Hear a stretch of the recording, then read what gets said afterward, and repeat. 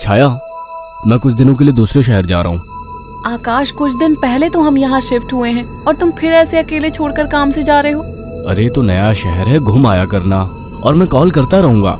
ठीक है, मैं रोकूंगी तो रुकोगे थोड़ी। तुम फिर शुरू मत हो छाया, ये मेरा काम है। ठीक है, मैं अपना सामान लगा देती हूँ, बस अपना ख्याल रखना। आकाश अगली सुबह दूसरे शहर के लिए निकल गया। अपना काम खत्म करके जब वो लौटने लगा, अचानक मौसम खराब हो गया और बारिश की वजह से रास्ता बंद हो चुका था। आकाश को मजबूरन फिर से एक दिन वहां रुकना पड़ा। अपनी बोरियत को दूर करने के लिए वो बाजार की ओर निकल आया। पास में ही छोटा बाजार लगा हुआ था। आकाश आधा बाजार घूम चुका था, तभी वहीं उसे एक काफी बुजुर्ग आदमी निराश बैठा दिखा। उसके पास दो छोटी छोटी मूर्ति और एक थोड़ी बड़ी मूर्ति थी, जिस पर काफी अच्छी कारीगरी की हुई थी। बाबा, आप क्यों परेशान हो?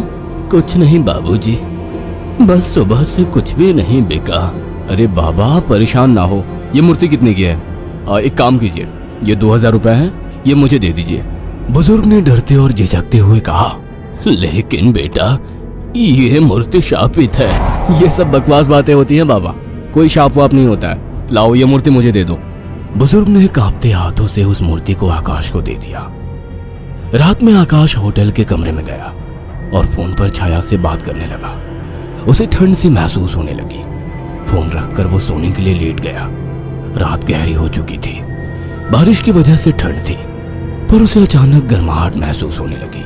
उसे अच्छा लग रहा था। उसे महसूस हुआ जैसे कोई उससे चिपक कर लेटा हो। मीठी सी खुशबू, रेशमी बाल, दूसरे जिस्म की गर्मी, मानो छाया ही उसके पास हो। वो लगातार नींद में किसी के स्पर्श को महसूस कर रहा था। अचानक उसे अपने शरीर पर वजन महसूस हुआ। वो अचानक से उठकर बैठ गया। कमरे में बिल्कुल अंधेरा था। उस रूम की लाइट ऑन की तो देखा कमरा खाली था, कोई नहीं था। कमरा ठंडा था पर उसे पसीना आ रहा था। अगले दिन सुबह वो जल्दी होटल से निकल गया और शाम होते होते घर आ गया। छाया को फोन किया तो पता लगा वो माँ के यहाँ गई है, आज ही आने वाली है। उसके पास डुप्लीकेट चाबी थी। उसने गेट खोला और अंदर गया। थोड़ी देर बैठने के बाद नहाने चला गया। उसे बाथरूम में जाने के बाद ऐसा लगा बाहर कोई है। वो जैसे ही निकला उसको कोई नजर नहीं आया। वो ऊपर गया और उसे एक परछाई नजर आई। कौन है? छाया, मजाक मत करो, मुझे ऐसा मजाक पसंद नहीं है। तभी दरवाजे की डोरबेल बजी। जाकर देखा तो छाया थी। आकाश उसे देखते ही खुश हुआ और उसे गले लगा लिया। तुम सही वक्त पर आ गई, मुझे लगा कोई ऊपर है। ऊपर कौन है? मेरी कोई सौतन ले आए हो क्या? कैसी बात करती हो? अच्छा छोड़ो, मैं कुछ खाने का बना लूं, फिर बात करते हैं। हाँ ये ठीक है, मुझे ही भूख लगी है। अच्छा ये देखो कितनी सुंदर मूर्ति है।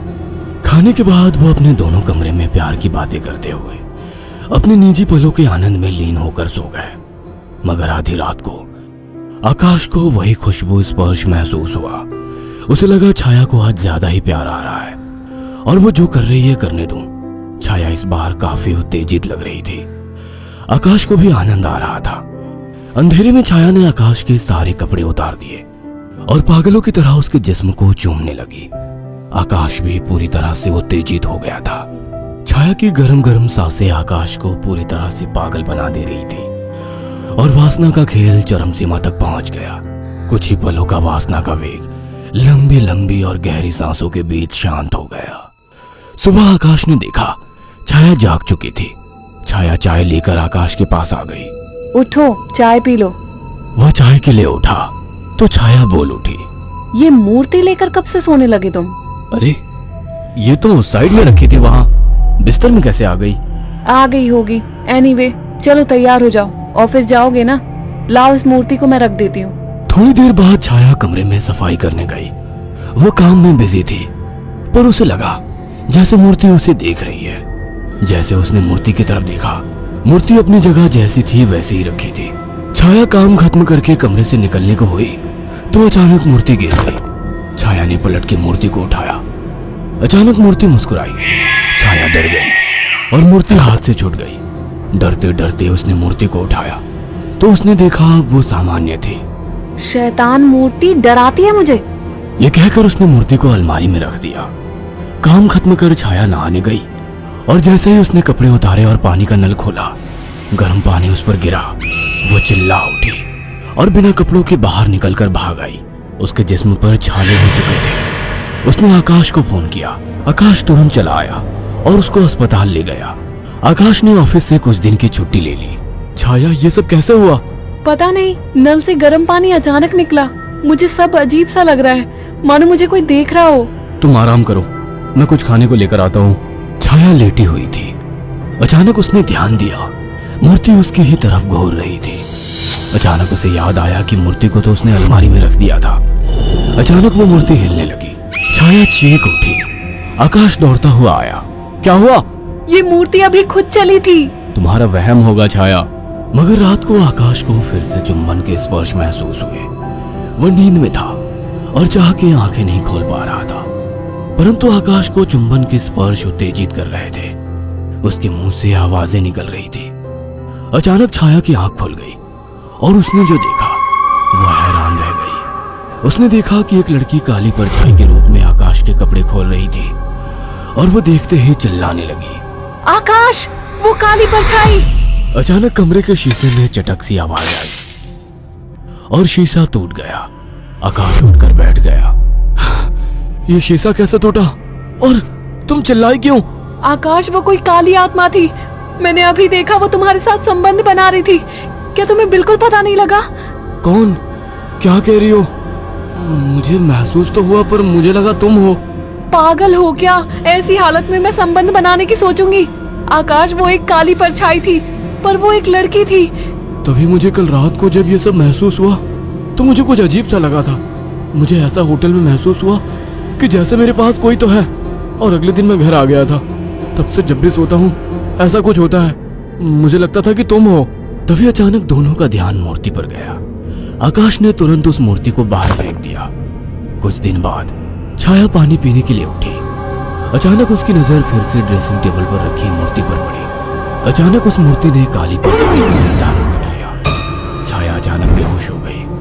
कुछ देर बाद उसकी आंखें खुली तो उसे सब सपने जैसा लग रहा था। अचानक वो किचन में चली गई। तभी वहां आकाश आ गया। अरे, पहले ठीक तो हो जाती। मैं तो ठीक हूँ। अच्छा। हाँ, आज तो मुझे एक अलग ही सुबह लग रही है। ओके, अब चलो आराम करो। मैंने तुम्हारे लिए कुछ दिन की छुट्टी ली है। अगर ऐसा है तो मुझे खूब प्यार करो। आज आकाश को छाया कुछ बदली बदली सी लग रही थी। खाने के वक्त भी छाया काफी अजीब तरीके से खा रही थी, जैसे वो बरसों से भूखी हो। छाया, क्या हुआ? आराम से खाओ। रात ठीक से खाया नहीं था ना, तो मुझे जोरों की भूख लग रही है। वैसे आज मीट बना काफी अच्छा है। गांव में अम्मा ने सिखाया था। अम्मा ने? कौन सी अम्मा ने? तुम तो कभी गांव गई ही नहीं। वो सब छोड़ो, सुनो ना, मेरा मन रोमांस का हो रहा है। तुम्हें लगता है ये सही वक्त है? प्यार करने का कोई वक्त नहीं होता। अचानक छाया आकाश से जाकर लिपट गई। उसके जिस्म को चूमने लगी। आकाश ने देखा छाया ने आज साड़ी भी अलग तरीके से बांधी थी। दोनों के बीच संभोग क्रिया होने लगी। दोनों काफी उत्तेजित थे। अचानक आकाश को फिर से छाया में वही खुशबू और स्पर्श महसूस हुआ। छाया आकाश को छोड़ने का नाम तक नहीं ले रही थी। आकाश को महसूस हुआ ये छाया नहीं है। आकाश ने एक झटके से छाया को धक्का दे दिया। रुक क्यों गए? प्यार करो मुझे, रुक क्यों गए? आवाज में भारीपन था। आकाश की आंखें बंद थी और जैसे ही उसने आंखें खोली, जिसमें छाया का था लेकिन चेहरा किसी और का था। आकाश ने कांपती आवाज में कहा, मेरी बीवी कहाँ है? छाया के चेहरे के हाव भाव बदलने लगे। उसका चेहरा सफेद और आंखें काली थी। वो गुस्से में बोली, मुझे पसंद नहीं थी वो, मार डाला उसे। अचानक वो एक परछाई में बदल गई। उसने अपने लंबे और पहने दांत आकाश की गर्दन में गाड़ दिए। आकाश एक दिल दहला देने वाली चीख के साथ शांत पड़ गया। कुछ दिनों बाद जब घर से बदबू आने लगी तो पड़ोसियों ने पुलिस को बुलाया तो देखा दोनों की लाश बहुत बुरी तरह से कटी पड़ी है और सड़नी शुरू हो चुकी थी। पुलिस को लाशों के पास से वो मूर्ति मिली थी।